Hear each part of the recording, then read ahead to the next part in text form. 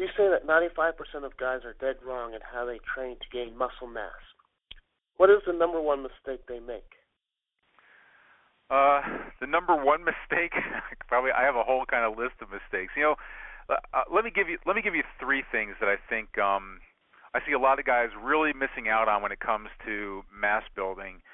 And the first thing is really not really taking a look at their genetics and not training based upon their genetics. And you have two different camps in the bodybuilding world. There are those guys that say genetics mean nothing and you're just not training hard enough if you're not gaining muscle.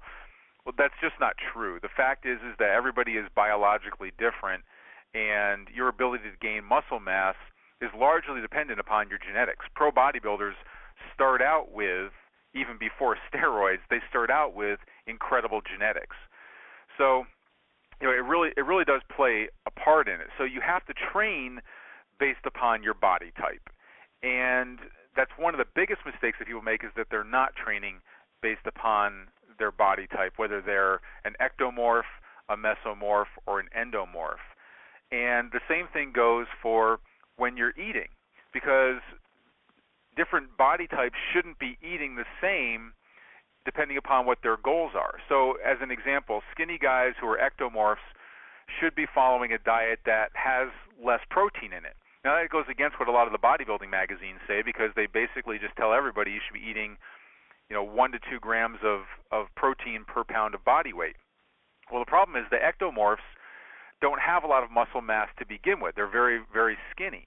And so they don't need a lot of protein because they're not really supporting a lot of muscle mass. And all that extra protein actually is, because protein is so thermogenic, it actually burns up more calories for them. So they need to have less protein and more carbohydrates.